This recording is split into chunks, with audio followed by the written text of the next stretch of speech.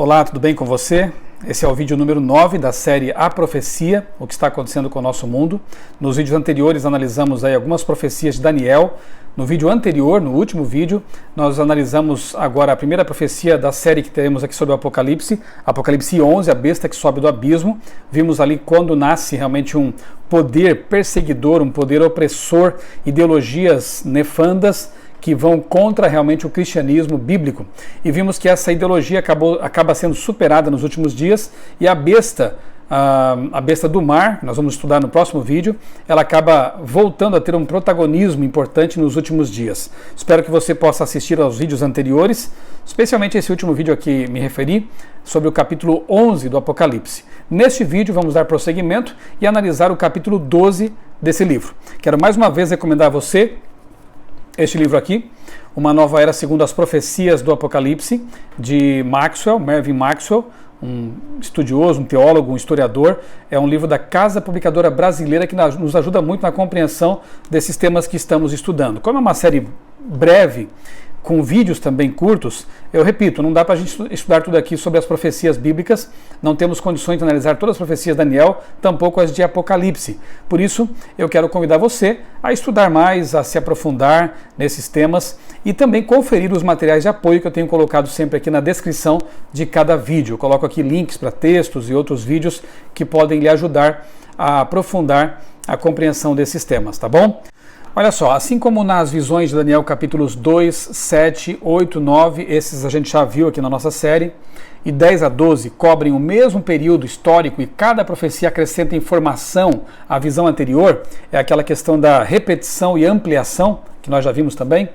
Da mesma forma, as visões do Apocalipse, de 1 a 3, que fala sobre as 7 igrejas, de 4 a 7, que fala sobre os 7 selos, e 8 a 11, que fala sobre as 7 trombetas, cobrem o mesmo período de tempo histórico entre o primeiro e o segundo adventos de Cristo.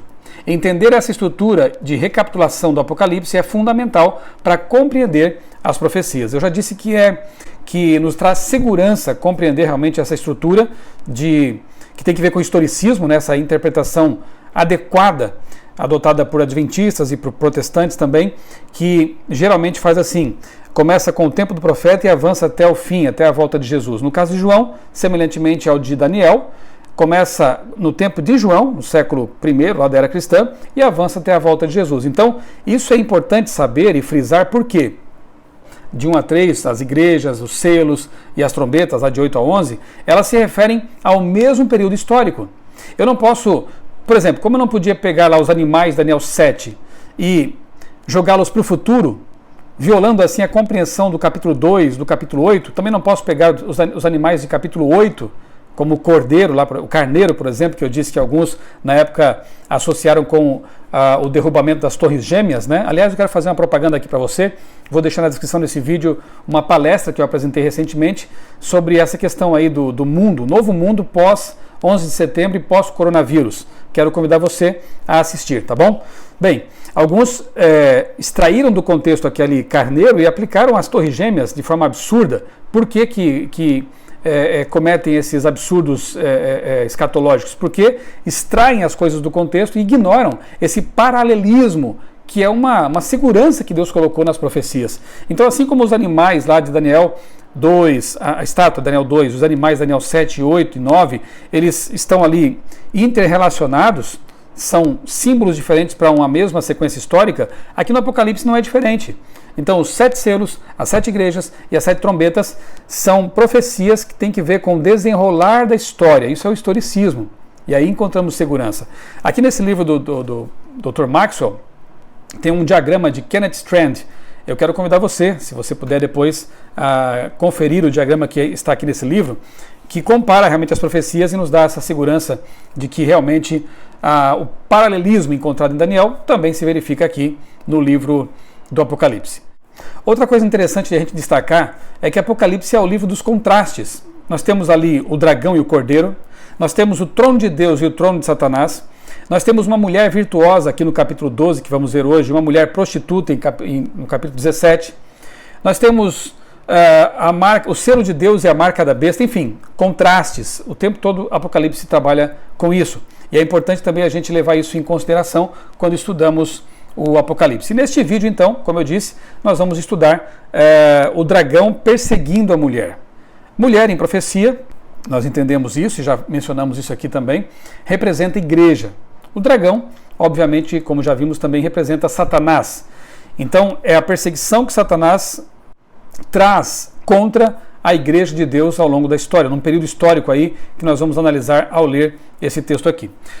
Um livro que eu li algum tempo atrás, outro livro que eu li também algum tempo atrás, muito interessante, é esse aqui, Até o Fim, escrito por Traud Jung, que foi secretária pessoal de Adolf Hitler.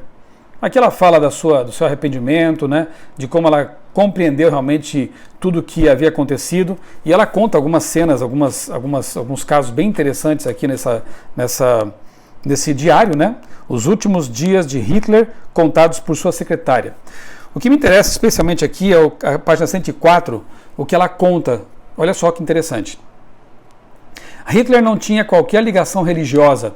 Achava que as religiões cristãs eram mecanismos hipócritas e ardilosos para apanhar incautos. Sua religião eram as leis da natureza. Conseguia subordinar seu violento dogma mais facilmente a elas do que aos ensinamentos cristãos, de amor ao próximo e ao inimigo. A ciência, aqui são palavras de Hitler, que ela reproduz textualmente, abre aspas, a ciência ainda não chegou a uma conclusão sobre a raiz que determina a espécie humana. Somos provavelmente o estágio mais desenvolvido de algum mamífero que se desenvolveu do réptil ao mamífero, talvez do macaco ao homem. Somos um membro da criação e filhos da natureza. E para nós valem as mesmas leis que para todos os seres vivos. Na natureza, a lei da guerra vale desde o começo. Todo aquele que não consegue viver e que é fraco é exterminado. Só o ser humano e principalmente a igreja tem por objetivo manter vivos artificialmente o fraco, o que não tem condições de viver e aquele que não tem valor. Veja como ideias têm consequências, né? Hitler, portanto, era um defensor, ou pelo menos abraçou, né, a ideia darwinista, evolucionista, e com essa ideia ele levou avante suas pretensões eugenistas de purificação racial. Triste isso, né? E aqui ele então defende a seleção natural em oposição àquilo que Jesus ensinou, de que a igreja tem que proteger os fracos, tem que amparar aqueles que são necessitados. Diferentemente de Hitler e desse pensamento evolucionista que ele defendia, realmente na Bíblia encontramos Deus protegendo os fracos, os mais fracos. Deus até usando os fracos para confundir os fortes, isso é interessante. Ele usou 12 discípulos humildes, a maioria deles pescadores, e com eles ele abalou o mundo, não é verdade? E aqui em Apocalipse 12 a gente vê uma igreja, uma mulher frágil, aparentemente, sendo perseguida por um poderoso dragão, mas Deus a protegendo. Deus é o Senhor dos fracos. Deus protege os desamparados, os menos favorecidos. Não se esqueça disso. Vamos ler agora então o capítulo 12, não todo ele, mas algumas partes, para a gente compreender então do que se trata essa profecia em que aparece uma mulher misteriosa, vestida de sol, com a lua debaixo dos pés e tendo ali um dragão, Satanás, a persegui-la. Viu-se grande sinal no céu, a saber, uma mulher vestida do sol, com a lua debaixo dos pés e uma coroa de 12 estrelas na cabeça, que, achando-se grávida, grita com as dores de parto, sofrendo tormentos para dar à luz. Viu-se também outro sinal, e eis que um dragão grande, vermelho, com 7 cabeças, 10 chifres e nas cabeças 7 diademas. A sua cauda arrastava a terça parte das estrelas do céu, as quais lançou para a terra. Estrelas no Apocalipse, na profecia apocalíptica, representam também anjos. Então aqui vemos o Satanás enganando e trazendo consigo com seus enganos, a cauda aqui representa o engano, 1/3 desses anjos, infelizmente transformando-os em demônios, anjos caídos, né? A sua cauda arrastava a terça parte das estrelas do céu, as quais lançou para a terra, e o dragão se deteve em frente à mulher que estava para dar à luz, a fim de lhe devorar o filho quando nascesse. Nasceu-lhe, pois, o filho varão, que há de reger todas as nações, com cetro de ferro, e o seu filho foi arrebatado para Deus até o seu trono. Está muito claro quem é esse filho, né?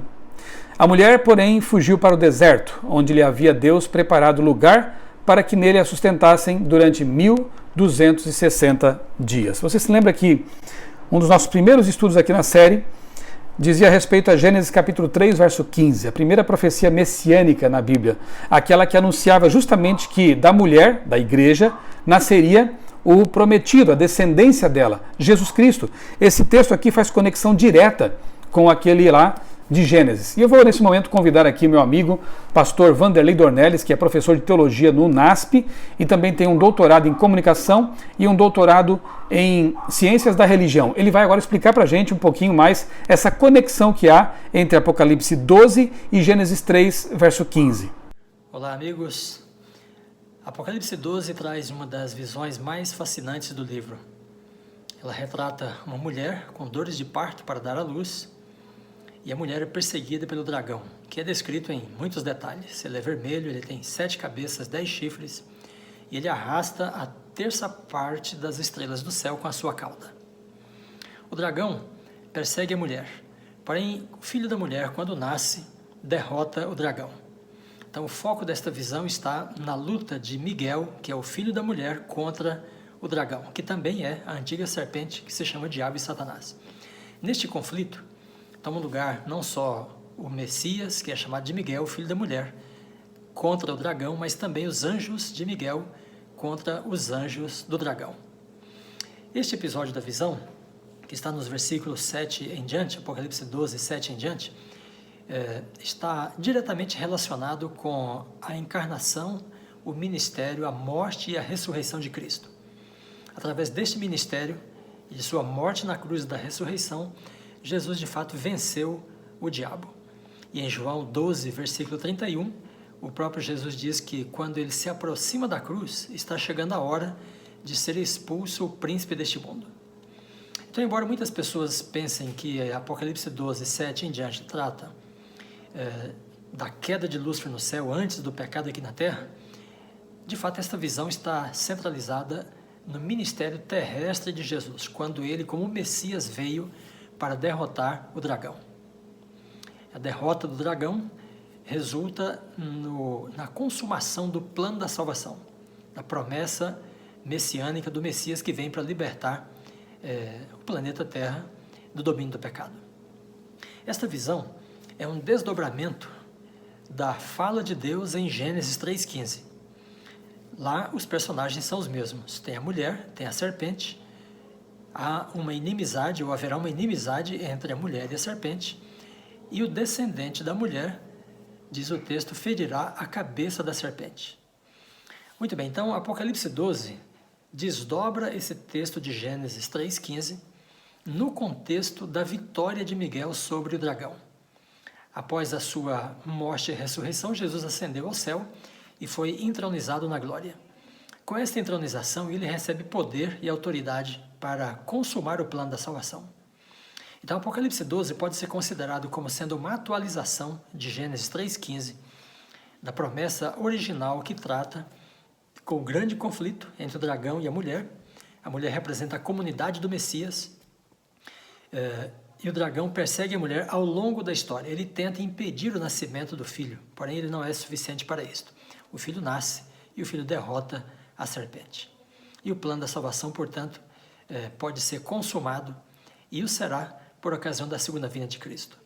Então, Apocalipse 12 e Gênesis 3,15 são dois textos que tratam do mesmo grande conflito e da vitória do filho da mulher sobre a serpente, ou o grande dragão vermelho. Muito obrigado, pastor, Dr. Vanderlei Dornelles. Você percebeu aí, então, a conexão tão bem explicada por ele que há entre Apocalipse 12 e Gênesis 3,15, aquele texto que nós já estudamos, a primeira profecia messiânica na Bíblia. Muito bem, nós lemos aqui, antes de o pastor Dornelles fazer o seu comentário, alguns versos que falam da queda de Satanás. Nós vimos aqui que Satanás, então, persegue essa mulher, claramente é um símbolo da igreja, uma mulher que tem uma coroa de 12 estrelas, uma alusão bem clara aí às 12 tribos, também aos 12 discípulos, a igreja no Antigo e Novo Testamento, né? Uma igreja que mantém-se pura, portanto vestida de sol, de branco, símbolo de pureza, uma igreja não corrompida doutrinariamente. E o interessante é que Deus a protege depois que o Filho, né? Depois que Jesus, ele nasce e é levado para o céu, que ele ascende ao céu, Deus leva essa mulher para o deserto e ali ele a sustenta, ele a protege por 1260 dias. Lembra de quando nós vimos esse período na outra vez? Em Daniel, nós vimos lá um tempo, 2 tempos, metade de um tempo, 3 anos e meio, que realmente perfazem 1260 dias ou anos, porque também já estudamos que em profecia um dia vale um ano literal, em profecia, né? E aqui nós temos de novo esse período.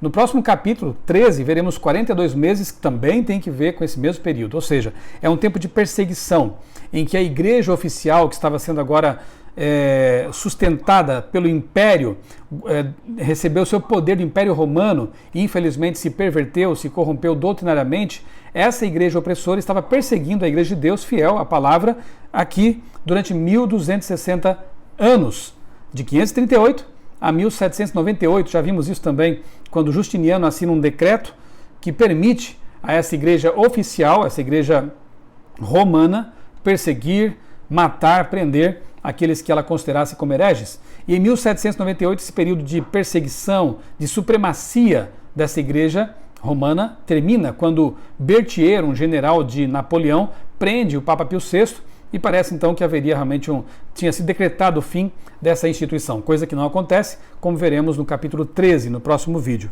Muito bem, só para você ter uma ideia de uma falsa interpretação que deram a esse capítulo um tempo atrás, poucos anos atrás, eu me lembro de que quando a constelação de Virgem teve um alinhamento interessante ali com o Sol e a Lua, ou seja, a cabeça da constelação, que é um desenho imaginário, a gente sabe disso, mas na cabeça da constelação estava ali o Sol, e nos pés da constelação estava a Lua, um alinhamento astronômico aí interessante. Naquele momento, pessoas já começaram a pregar que era o fim do mundo, porque Apocalipse 12 se cumpriu, a mulher, a constelação de Virgem, estava ali com a cabeça, o Sol na cabeça e a Lua debaixo dos pés. Veja de novo que falta faz estudar a Bíblia de forma adequada, de forma profunda e de forma coerente, né? Permitindo que, mais uma vez eu repito, que a Bíblia interprete a si mesma, permitindo que os elementos proféticos sejam interpretados com elementos proféticos contidos na própria Bíblia. E assim as pessoas passariam menos vexame, né? Porque o mundo não acabou ainda. Porque obviamente que esse alinhamento de estrelas e da Lua não tem nada a ver com o cumprimento profético. Uma pena que as pessoas façam isso, não é? Eu quero ler agora para você, dos versos 13 ao 17. Eu vou omitir aqui, você pode ler depois, os versos 7 até 11, né? Que falam da batalha no céu. Aqui João faz um flashback, ele recorda. O Apocalipse tem disso, né? Ele avança, depois recua em alguns momentos, faz um flashback, retoma. Nem sempre é um livro cronológico, né? Com sequência de começo, meio e fim. Por isso que é importante também estudar os quiasmas na Bíblia, esses diagramas, né? Coisa que não temos tempo de abordar aqui nesses vídeos curtos. Mas enfim, aqui no miolo do capítulo 12 ele faz um flashback. E depois ele prossegue dizendo assim: quando, pois, o dragão se viu atirado para a terra, perseguiu a mulher que dera à luz um filho varão. E foram dadas à mulher 2 asas da grande águia, para que voasse para o deserto, ao seu lugar, até aí onde é sustentada durante um tempo, tempos e metade de um tempo. De novo aqui, o período que nós já vimos em Daniel, né? E que corresponde também aos 1260 dias. Então a serpente arrojou da sua boca atrás da mulher água, como um rio, a fim de fazer com que ela fosse arrebatada pelo rio. A terra, porém, socorreu a mulher, e a terra abriu a boca e engoliu o rio que o dragão tinha arrojado de sua boca. Eu vou fazer uma pausa aqui de novo, depois eu volto com o verso 17. Veja que interessante, a mulher é protegida por Deus durante 1260 anos, que nós já entendemos ser aquele período que vai de 538 a 1798. A igreja vai para uma espécie de túnel do tempo, ou melhor, ela fica trabalhando na obscuridade. Eu já citei aqui, repito, os valdenses, por exemplo, que pregavam sob pressão, sob perseguição e atuaram ali de forma secreta praticamente. Uma igreja no deserto, uma igreja escondida. Eu vou comparar, vou pegar aqui a bolsa da minha esposa para fazer uma comparação, tá? Imagine que essa bolsa aqui é uma espécie de túnel do tempo, é o deserto, tá bom? Aí eu vou usar para representar a igreja verdadeira, a igreja fiel, essa pequena arca da aliança aqui. Então Deus, em 538, leva para o deserto a sua igreja fiel.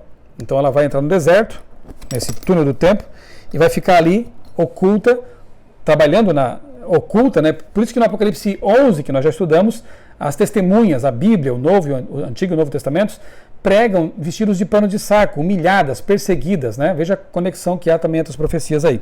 Agora imagine que depois de 1260 anos, No ano 1700, dali para frente, né, a partir do ano 1798, quando findam esses 1260 anos, começa a sair aqui do deserto, não mais aquela arca que entrou, mas um Tiranossauro Rex, para representar algo diferente apenas, né?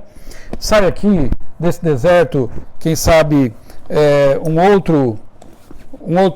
coisa diferente, como um Brachiosauro, né? E por aí vai. Sai daqui um Triceratops. Estou usando aqui os dinossauros porque é o que eu tinha aqui à mão nesse momento, né? Mas você entendeu a ilustração. Como poderia ter entrado no deserto uma igreja com essa configuração, que era a Arca da Aliança aqui que eu usei para representar, e sair outras tão diferentes ali daquele túnel do tempo? Não pode. A mesma igreja que entrou no deserto, nesse período, né, simbolicamente chamado de deserto, lá em 538, tinha que sair. Que igreja é essa? Olha só que interessante aqui, o verso 17 agora eu vou ler para você. Irou-se o dragão contra a mulher. Satanás irou-se contra a igreja. E foi pelejar com os restantes da sua descendência. O que restou dessa igreja ao longo da história? Um povo fiel. Quem é esse povo? Você não quer fazer parte desse povo? Os que guardam os mandamentos de Deus e têm o testemunho de Jesus. E lá em Apocalipse 19:10, a resposta para o que é o testemunho de Jesus é dada. É o espírito de profecia. Então a igreja verdadeira que entrou no deserto e que saiu dele tem que ser aquela que é fiel aos mandamentos de Deus, os 10 mandamentos da Bíblia, não os mandamentos adulterados por um poder humano, tem que ser fiel às doutrinas bíblicas e tem que ter o dom profético, acreditar no dom profético manifestado em toda a história, desde os tempos lá antigos, passando por todos os profetas até o tempo de hoje, porque o dom profético não se esgotou no tempo bíblico. Muito bem, essa é a igreja de Deus que foi mantida no deserto por muito tempo, por um tempo, né, 1260 anos, e que depois sai para ser vitoriosa contra as forças do dragão. Dragão poderoso, um dragão assustador, mas Deus protege aqueles que parecem mais desamparados. Deus guardou e protegeu a sua igreja. Encontramos aqui nos versos 15 e 16 informações bem interessantes também. Aqui vemos que a serpente, que é o dragão, ou Satanás, da sua boca sai um rio caudaloso, muitas águas, né? E nós sabemos que água, repetindo, né? Águas representam povos, multidões, nações e línguas, isso está em Apocalipse 17, verso 15. Portanto, Satanás usa os povos, uma região povoada, né? E dali ele incita a perseguição contra a igreja. Mas aqui é dito que a terra, porém, abriu a sua boca para socorrer a igreja. Terra, sendo então o oposto de rio, de água, de mares, é uma região despovoada. E o interessante é que os peregrinos, aqueles que fundaram a América, os protestantes lá da Inglaterra, eles fogem da Inglaterra, saem da Inglaterra para buscar liberdade onde? Num deserto, onde havia pouquíssimas pessoas, apenas, quem sabe ali, alguns índios, né? E eles então vêm para a América e ali se estabelecem e iniciam uma história muito interessante, uma nação protestante, não é? Nós vamos ver depois no capítulo 13, no próximo vídeo, que essa nação deixa de ser assim um cordeiro para depois falar como dragão, mas de início ela começa com esses ideais de liberdade religiosa. Bastante interessante isso, né? A terra acolhe a mulher, a terra protege a mulher contra as investidas desse rio humano, dessas perseguições humanas. Uma coisa que fica bem clara quando lemos atentamente o capítulo 12 de Apocalipse é que aqui são narradas, são mencionadas 4 grandes batalhas. A primeira delas aconteceu no céu, com a expulsão de Satanás. Nós estudamos também isso no começo dessa série, o início do grande conflito. Nos versos 7 e 8 encontramos então a menção a essa batalha no céu, essa guerra em que Satanás foi expulso, foi derrotado. Depois nós encontramos nos versos 9 a 12 a batalha do Calvário, quando Jesus na cruz, mais uma vez derrota as pretensões satânicas. Ele nos redime com seu sangue, ele vence Satanás. De novo, depois nos versos 13 a 16 encontramos outra batalha, a batalha da perseguição papal, a perseguição da igreja oficial contra o povo de Deus que teve que ser mantido protegido no deserto, oculto, longe da vista dos povos, não é? E finalmente, no verso 17, encontramos então a batalha do tempo do fim, quando Satanás ele se ira, especialmente contra uma igreja, contra um povo especial, um povo que guarda os mandamentos de Deus e tem a fé em Jesus. No próximo vídeo veremos então uma ampliação, é como se João pegasse uma lente de aumento e ampliasse essa quarta batalha do capítulo 12, dedica todo um capítulo para falar sobre ela, o capítulo 13, e finalmente no 14 nós encontramos a vitória. Olha que interessante, se você ler apenas o capítulo 13, você fica triste, fica amargurado até, porque ali fala de perseguição, de morte, de dificuldades pelas quais o povo de Deus passará. Mas não se esqueça que no capítulo 12, que antecede o 13, nós vemos batalhas em que os fracos vencem o forte pelo poder de Deus. Nós vemos batalhas aqui que são vencidas por Cristo, por Deus, e o povo que está do lado de Deus vence juntamente. Depois do capítulo 13, nós encontramos o capítulo 14, que fala de esperança. Aqui diz assim, que eu olhei e eis o Cordeiro, capítulo 14, verso 1, em pé diante do monte Sião, e com ele os 144.000, tendo na fronte escrito o seu nome e o nome do seu pai. Aqui os representantes do povo de Deus, não é? Então, que bom que o capítulo 13 está ensanduichado entre o 12 e o 14. O 12 que fala de vitórias do povo de Deus, que batalha contra Satanás e suas forças, e o 14 que fala, finalmente, da recompensa final da vida eterna para os salvos. No 14 também encontramos a mensagem que esse povo tem que pregar hoje, enquanto aguarda a vitória final por ocasião da volta de Jesus. Eu vou ler para você aqui os versos 6 e 7 do capítulo 14, que dizem assim: Vi outro anjo voando pelo meio do céu, tendo um evangelho eterno, ou seja, imutável, nunca muda, para pregar aos que se assentam sobre a terra, a toda nação, tribo, língua e povo, dizendo em grande voz: temei a Deus e dá-lhe glória, pois é chegada a hora do seu juízo, e adorai aquele que fez o céu, a terra, o mar e as fontes das águas. Esse povo aqui, representado em Apocalipse 12, 17, como sendo fiel aos mandamentos de Deus, está proclamando essa mensagem aqui de Apocalipse 14, que há um Deus criador do universo, que esse Deus está realizando um juízo em que os salvos serão inocentados e os pecadores impenitentes serão condenados, Satanás será destruído, o grande conflito terá fim. E esse povo prega a mensagem de que esse Deus tem uma lei eterna, um evangelho eterno, salvação, o plano de redenção imutável. E esse povo prega que Deus é o Criador, porque Ele fez os céus, a terra, o mar e as fontes das águas. E esse trecho aqui do Apocalipse certamente foi importado lá de Êxodo capítulo 20, que menciona os 10 mandamentos, e no quarto mandamento, o sábado, onde é dito que Deus, Ele criou o mundo em 6 dias, tendo descansado no sábado. A mesma frase encontramos ali em Êxodo capítulo 20, de 8 a 11, aqui no Apocalipse 14, nos versos 6 e 7. Isso é muito interessante. É bom ver essas conexões sempre na Bíblia Sagrada. Portanto, não tema. As batalhas descritas na Bíblia sempre trazem como vencedor o Cordeiro, Jesus Cristo. E se nós estivermos do lado dele, seremos também vitoriosos. A mulher vencerá o dragão, a igreja será vitoriosa. Faça parte desse povo, seja fiel a Deus e você também será um vencedor. Que Deus o abençoe grandemente e a sua família também. Um grande abraço.